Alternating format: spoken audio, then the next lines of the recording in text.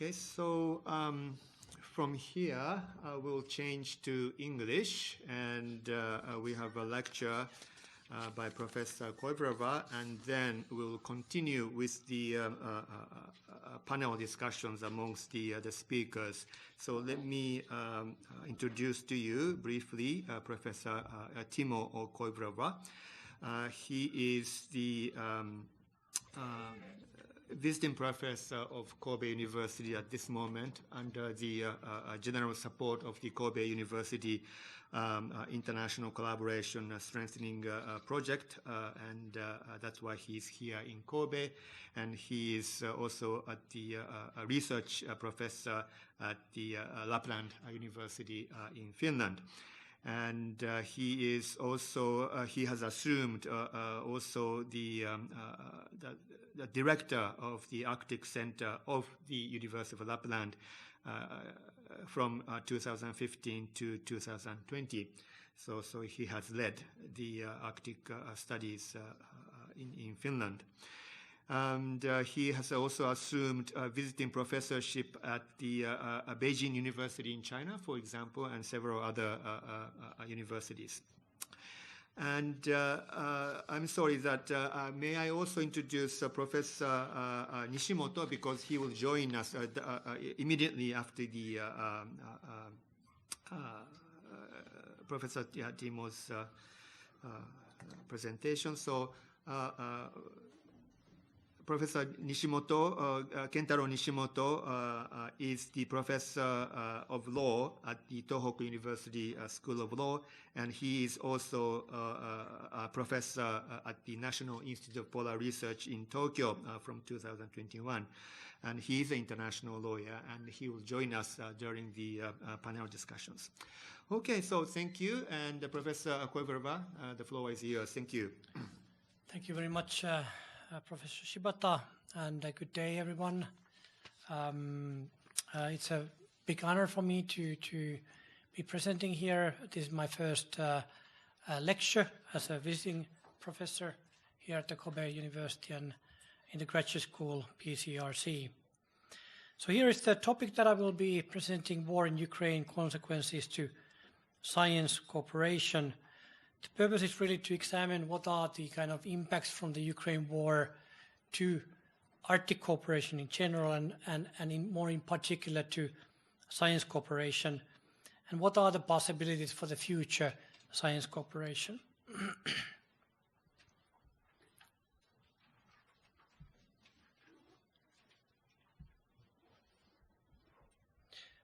Right, here is the way I'm going to be proceeding. So first of all, I will look at the geopolitical dynamics underlying Arctic cooperation, also in science. I think that it's important to have a kind of awareness how significant this change is. We have to go back to basically to the Cold War period to find a similar type of dynamism between Russia and the Western powers. And it was really at the last days of the Cold War when this kind of science and environmental cooperation was able to be catalyzed, and both areas are seen as non-strategic, so more amenable for states to do cooperation.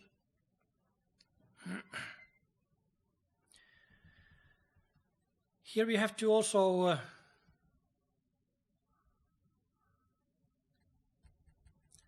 examine what's the fallout from the Ukraine war to especially science and scientific cooperation. So science, obviously, as we all know, is one of the last places where international cooperation dies down. It is considered very inherently international and non-strategic as an area for state policy. And obviously this applies especially in the Arctic, which, given the harsh conditions in the region, many times requires multinational cooperation. I will here first examine what are the major impacts of this war to Arctic science cooperation, and also the kind of generally the cooperative kind of environment in the Arctic, and then the specific non-governmental scientific cooperation processes in the Arctic. Thirdly, I will examine the grassroots level from the viewpoint of the Arctic Center, the institution I'm coming from the University of Lapland, Rovaniemi, Finland. I was the director of the Arctic Center, so it's a fairly big institution, about 60 persons, and we do a lot of kind of natural and social sciences related to the Arctic region, the whole Arctic region. The Arctic Center is many times also considered as one of the main gateways to Russian Arctic research because of its location. So obviously, for us, this has been a very difficult time. And finally, I will draw some conclusions. So let's go to the geopolitical dynamics. So really, this was the final years of the Cold War, basically 1987 speech by Secretary General Gorbachev and the kind of new atmosphere with glasnost and perestroika for also circum-Arctic cooperation. And this led first to the establishment of the International Arctic Science Committee, IASC, in 1990, and then to the Arctic Environmental Protection Strategy, which was really also, even if geared towards environmental protection, very much science-based from the beginning, and ultimately to the establishment of the Arctic Council, which also is from its core very much science-driven. And in general, science has been one of the strongest areas of cooperation in the Arctic. So there are various institutionalization processes in the Arctic Council. In various ways, of course, it's AMAP working group in particular, but also it catalyzing the kind of international agreement on facilitating scientific cooperation in the Arctic region, or the Arctic Science Ministerial meetings, the last of which took place here in Japan in May 2021. So Ukraine war caused serious problems because obviously it was the armed attack itself was a breach of one of the most fundamental rules of international law, non-use of force between states, but also that Russia didn't really bother to justify it legally. It just called it a special operation, and before it went in to Ukraine, it also very openly speak the language of power politics, not any kind of rule-based ideas. So Russia was speaking openly about wanting to have spheres of influence and where NATO can and cannot go. So this very much, I think that it pitched especially Russia and the Western states in Europe and in North America, especially those states, against each other. And the harshest reactions to Russian aggression are exactly from those states that are identified as the Arctic states. So we have the 5 Nordic states, Canada, and the United States. Of course, all of them part of the EU, part of the NATO, and now it seems that there will be 7 of the Arctic states will be soon in NATO. This changed the long-term Western policy of trying to create interdependencies and trust via economic activities and all kinds of cooperation, including science, between the Western powers and Russia, even after the Crimean annexation 2014 and the East Ukraine war. So where are we now? There's now a type of coexistence between Russia and the West, where some cooperation is possible, but this is limited. Things are more complicated than that, because there's also this kind of global competition between United States and China, and this is all over the world, also in the Arctic, and it's also playing down on how science is conducted in the region.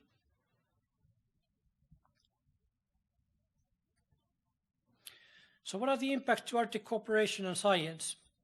Here you see some of these science processes or science-driven processes in the Arctic region. They are fairly many. We did a report to our government. It's still in Finnish language, but we are about to translate this to English. There's a lot of demand for the information. So we were looking there about what kind of Arctic relevant kind of global processes are ongoing and what is the role of Russia in those. And in most issue areas, Russia is there. For instance, now in Egypt, negotiating with the others about the climate change and the relevant rules there. There is Arctic cooperation moving forward, but mostly that which is enshrined in legal structures, meaning treaties, international treaties. And this is because treaties are to some extent, you could say that they are protected. There is a Vienna Convention on the Law of Treaties, which pretty much stipulates that the other parties, in order for them to suspend or exclude Russia from certain cooperation process, they would need to show or demonstrate that Russia has severely breached a certain particular treaty. So it doesn't mean that if Russia breaches, as it has breached international law by invading and attacking on Ukraine, that at the same time it would have committed a breach of treaty of all its other treaty commitments. Yet the soft law structures do not have the same protection. They are not under the Vienna Convention on the Law of Treaties. So we see a different view there. Barents Euro-Arctic cooperation was suspended, so Finland was a chair of this Barents Euro-Arctic cooperation. Basically, EU, Nordic states and Russia.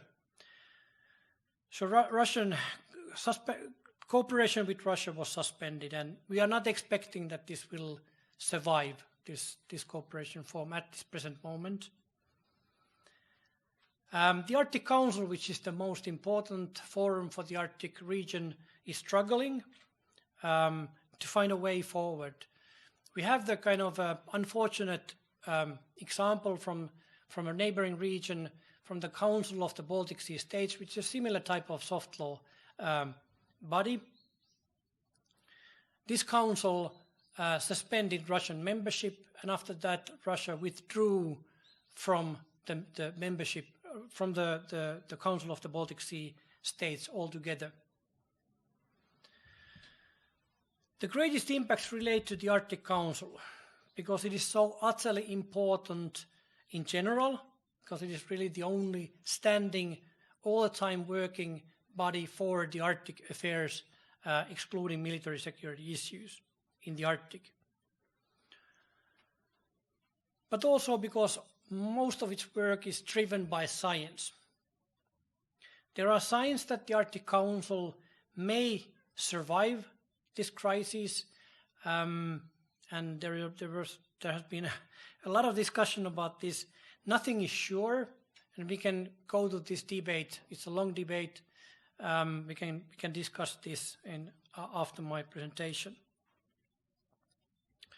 What we can detect now is that yes, the structures are still intact, but any kind of real cooperation with Russia is really difficult. Other than neighborly, so we know from the study that Finland is all the time cooperating fairly low-key way with transfrontier river management, with search and rescue. Norway is cooperating with fisheries cooperation. So this is going on in very low-key, online, normally online meetings, etc. Difference to the days of the Cold War is that we have plenty of existing cooperation forums and treaties now in existence. So this is certainly different if we compare this to the days of the end of the Cold War. Arctic Science Agreement, for instance, will be in force for the future, and no one challenges that from our interviewees. Arctic Science Ministerial, the fourth one, which was supposed to be organized in Russia together with France in March 2023, it's not going to happen. There is a proposal in record, informal proposal that Norway should host it in 2023, 2024, just to keep this institution going and have it also influence on the International Polar Year 2022-2023. Arctic science non-governmental bodies are struggling. So this International Arctic Science Committee is extremely important because it is represented by the national science councils of these respective member states. It still has a Russian member, and the plenary was not able to condemn Russian aggression. And now it has changed so that the 2022 Arctic Science Summit Week, organized by the IASC, the local organizer did not invite the Russians, but now the 2023 Austrian host does accept the Russian presenters. University of the Arctic, so education institution but also science institution, kicked out the 3 board members, which is the main decision-making body, suspended all the membership rights of the Russian members, 55 of them, but the thematic networks where much of the science is done and undertaken, there Russians can participate. What we can see then is that we haven't lost the structures, but we are really struggling to have some kind of real cooperation moving. I think that's really an issue. So some practical impacts from my own projects and from our Arctic Center projects. And we have to first of all understand what Russia means for Arctic research. We are talking of or anything related to Arctic. We are talking about the place, half of the physical space of the Arctic region, over half of the residents, most of the industrial and polluting activities, vast place for permafrost research or climate research in general, etc., etc., etc. So in my own projects, I'm a member and leading some of the work packages of 4 Horizon Europe projects. These are European Union funded projects. We have had Russian partners. We have had to cut ties altogether to our Russian partners. I'm in another project funded by a Finnish foundation focusing on flaring from oil drilling. And there we had already planned for some field trips to several locations in the northwest of Russia. We had to relocate all of those to Svalbard Islands.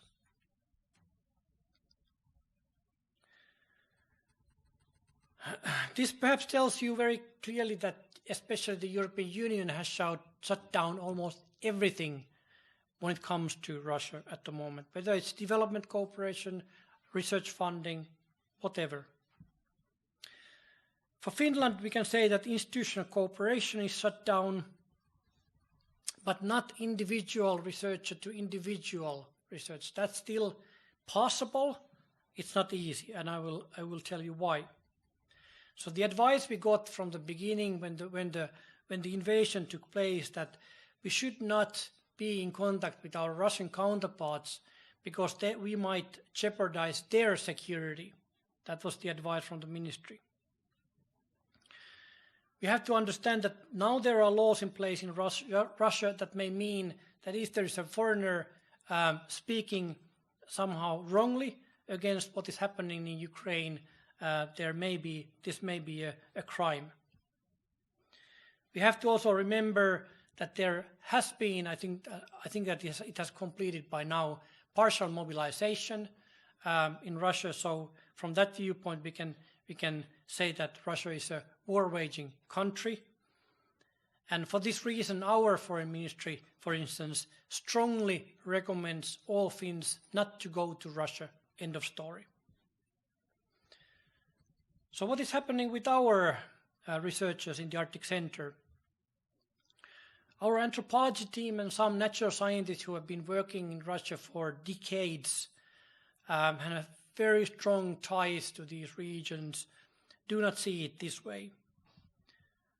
They are continuing their cooperation, and they perceive that this is their moral responsibility, as they will not abandon their friends and colleagues in these dire times. For them, they are not some kind of Putin supporters, but their friends and colleagues that they need to help exactly in these times. And they are also physically going to Russia, even if our foreign minister strongly recommends not to go there. They are also helping Russian researchers to find a place in the West. So we know from the partial mobilization, there was a lot of men exiting Russia. Some of them, of course, then to Finland as well. The only concern for them is really that some of their team members have either residence permit or dual nationality. So that could have meant that they could have been recruited to the war during the time of partial mobilization. So that was the basic concern that they had. So some conclusions. I would say that there's no trust at the moment left between West and Russia. And this kind of general, let's say, Cold War-ish picture is, of course, very much complicated by the fact that US and China are also having serious difficulties in the Arctic region. As I said, we have a different situation from the times of the Cold War or the end days of the Cold War, because we have already a lot of structures for science cooperation, etc. And science cooperation is likely to be the first fields which shall see some kind of recovery. We already see this in Austria, that they are opening this up for the Arctic Science Summit Week to Russian participants. And in our interviews, some of the science leaders said that they don't see this in the long term, they don't see this as a viable way to go forward. That they feel that we are punishing ourselves for not doing research in Russia, because certainly Putin regime is not going to be changing its behavior because of some science issues.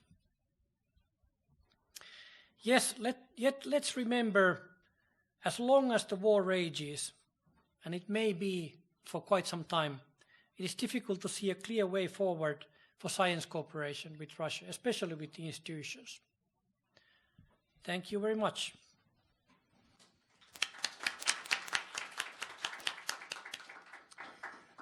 Thank you, Timo. And could you maybe, Yep. yes, take a seat in front?